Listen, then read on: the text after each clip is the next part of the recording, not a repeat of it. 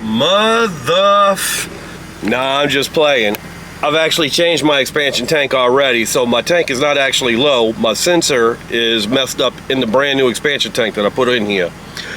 I got all this footage on here. I was thinking about changing it again, but I kind of give up on that idea. I really don't care a whole lot about the car. I mean, this is my daily driver. But I got all the footage on here on how to change an expansion tank. So what's going on right now, that is a brand new expansion tank, but the sensor inside of it, not the sensor itself, but the piece built into the tank is messed up. So I've changed this thing twice now. The first time, my radiator, for whatever reason, moved, and I tie wrapped it into place now, but when it moved, it pushed my expansion tank against the power steering pump and wore a hole in my expansion tank, so it was leaking. So I had to change it. Then when I changed it, I had a bad O-ring inside the expansion tank that made me leak it again. So the next day on the way home from work, my stuff was messed up again. So then I changed it a third time. I got all this footage on here. Sometimes it's good to show your failures. But if you own an E46, you're going to change the expansion tank at some point. I've done this one twice now. I've had this car for 4.5 years, and this car was underwater. So when it flooded, I had to change it because everything was clogged up. And then I just changed it the other day because my power steering pump wore a hole in it. Funny enough, this E46, I've never changed the expansion tank yet.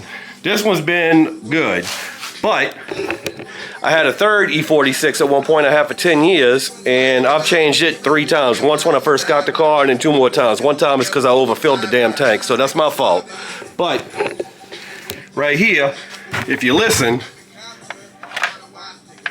you hear that moving in there? That's actually not just that. There's a little sensor down in here that when it goes around here, it tells you if your water is low or high, but the piece inside the tank is bad. And I thought about changing it again, but I'm just not going to worry about it. That's my daily driver, and I never know when this one's going to need a tank, so I got this one sitting around, and tanks are starting to get expensive. I could deal with it. If you break this sensor and twist it together, it'll bypass it and make it seem like it's good, so the light will go off on the car. I don't know if I'm going to do that or not, but I mean, I'm probably going to deal with it for another year or so, because, yeah, it's my daily driver. I drive that to work every day. But I got all the footage online on my camera. I wasn't sure if I was going to upload it or not, but I think I'm going to edit something together so I can show you all my failures and how to change an expansion tank. So, with that said, on to it. Right here, let's see, I got to turn a light on, but you can see coolant leaking. Kind of hard to see down there, not a lot of light. There it is. But there's coolant leaking from my expansion tank. So now it's time to change my expansion tank here. And of course the car's hot. Luckily I have a few expansion tanks and hoses and all over here. You see that line right there, right in the middle? That is a stream of coolant. Kind of hard to get the flashlight on it and record. There it goes. It ain't focusing, but you can see it moving. That is a stream of coolant shooting out of the bottom of my expansion tank. That sucks. I went inside for a bit to take care of some other stuff, but while I was gone, there's all my coolant. So I would not have made it to work tomorrow. Be stuck on side the road. Thanks, plastic expansion tank. So I'm just going to be changing the tank. I'm not going to be changing the hoses or nothing, just the tank. I changed it 2 days ago, but mistakes were made. So I'm going to show you mistakes. But first of all, this is my old expansion tank. If you drive an E46, you might want to keep some tanks around because, I mean, it's going to go eventually. My radiator moved somehow, I don't know how, but I ended up tie wrapping it back into place, but it was touching a pulley and wore a hole in mine. Normally, you'd end up with a hairline crack down here. I mean, they're made of plastic. They fall apart. I daily that car, so that's the issue. But when I put my new tank on, the O-rings in the bottom aren't seated properly. One of them didn't even have an O-ring. I had to take it off and then put it back on. Now the other side isn't seated. So I'm going to use the old O-rings because I guess the one from the new tank was just, it's old. So Your expansion tank is right here, but you already know that. To get to it, you're going to have to remove your air box. This right here is just held on by little push-in plastic clips, and over here you got two 10 millimeters, and you have to unclip your hose right there. Get that out of the way. If it's hot, you're going to want to release pressure before you start working on the car. Mine's not hot, it's been sitting overnight, but you do that and release pressure before you open up a hot cap. And you're going to want to jack the car up. It's just going to make things a little easier to get it in the air to work on it, because there's a level sensor right here on the bottom that you're going to have to get to twist out of place. It goes in there and twists in place. So it's just easier to get down there. And you got a clip that goes in the bottom, one like this, that's sticking off the side, and it might be easier to reach from the bottom of the car than from up top, because you got fans and stuff in the way down there. Alright, I got the car in the air on a jack stand. I got a light under there so I could see. I removed the plate out from under the car. You're going to spill coolant. You might want to put something under there to catch it. The expansion tank is held on by a clip here, a clip right here, one clip right here on this hose, and there's a clip on the bottom right here. The expansion tank will be in like this, so you got to reach. It's easier to get to from the bottom. You have a level sensor and a clip right there. You can reach it better from the bottom. But once you undo this clip, this clip, this clip right here, I know it's hard to see, it's just at the end of this hose right there, and the stuff on the bottom, then you could just lift your expansion tank out. So I got all the clips loose, these two, the one here and the one on the bottom, along with the coolant level sensor, and I took the caps off right here. And now you're just going to pull the hoses back. You're probably going to have to pry it off. I'm going to use a screwdriver and pry on this. You're going to lose coolant. Coolant's going to start spilling. That's why I said have a bucket or something on the bottom. This is easier with two hands, so I'm probably going to put y'all down. But you could just pry it off right there, and also the one down here, you pull it off. And you're going to want to fold it out of the way. It's going to start spitting coolant. Let me set y'all down.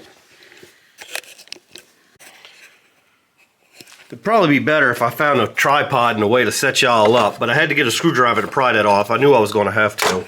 I also got to undo this one hose right here. Alright, I tried to set y'all up in a place where y'all could see. This hose is out the way, the one down there is disconnected. I am just going to yank this up, and it's going to be hard. I already know it is. It's probably going to take a second. If it comes up easy, then there's something wrong. But I'm going to try and get this off.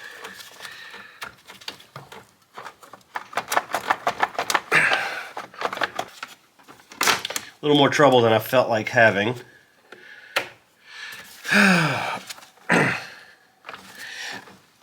Getting it on is not as hard, but it's still not easy either. It's still a pain in the butt.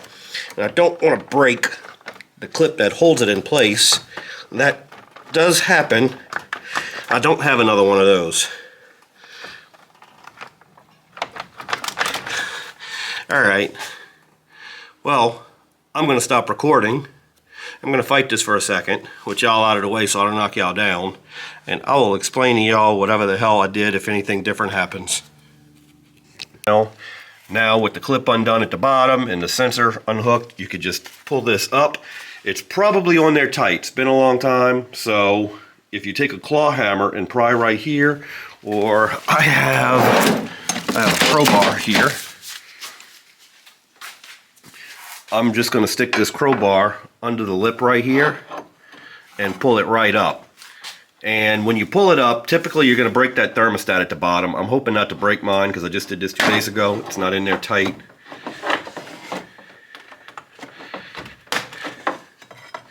I mean, if your expansion tank's broke anyway, you probably don't care about breaking it anymore.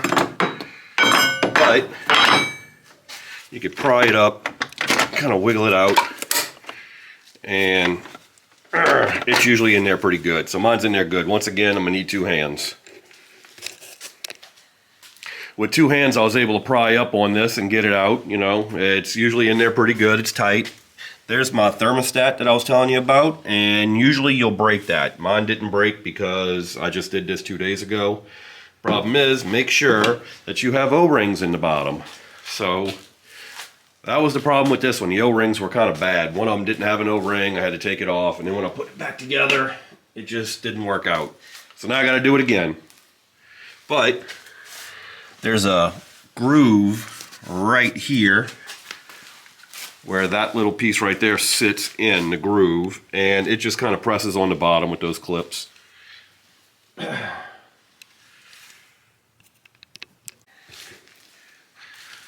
When you put the new expansion tank in, you get it kind of in place, that groove right there, and you're going to have to push down on it pretty hard. And usually you can kind of feel it snap into place.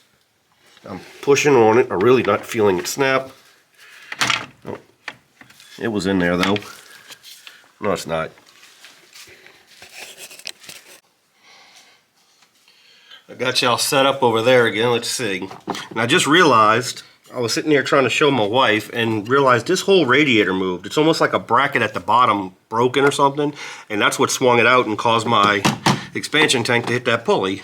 So I'm gonna have to look into that in a bit, but let's get this on first. First of all, make sure that clip's in the right position. Get this down here. It's gonna be a pain in the butt. Oh, there's like a little hook back here on the side, right there. It sits in a groove right here. And that's pretty much all you gotta look for. It's gonna snap down. It's gonna be like I have to push it pretty hard. Let's get it in there first. I'm already getting the clip and everything. It's like putting a puzzle together. Alright. I think I got it in the right position. Make sure that clip is pulled out again. Yeah, I probably should take this fan off when I do this, but I'm trying to do it in a hurry.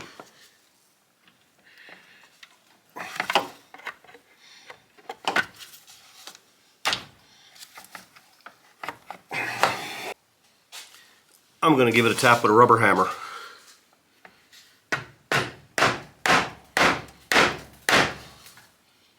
There it went.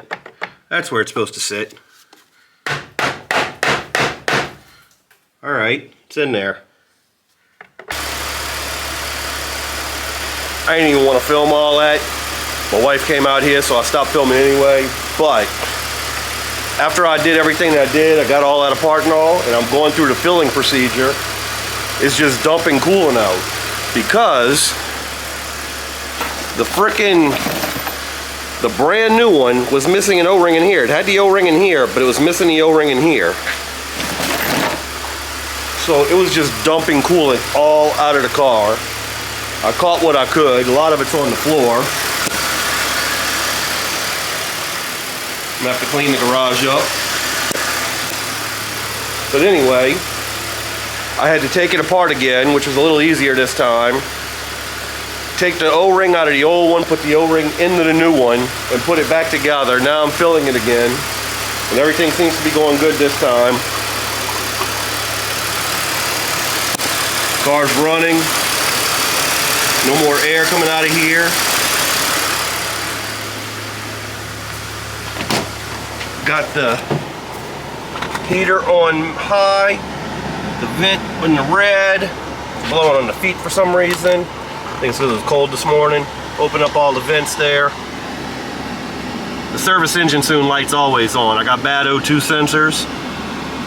It is in the right temperature.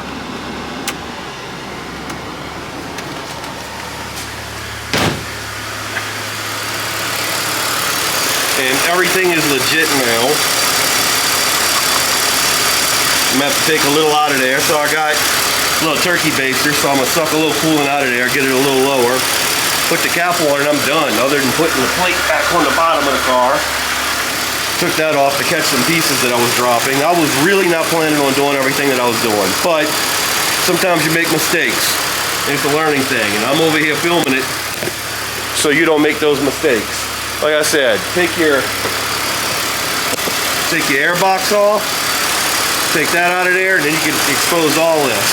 Pull a little clip here, a clip there, one clip on the front of the expansion tank, and one on the bottom. Plus you have the level sensor at the bottom. You twist it and pull it out. Pull that up.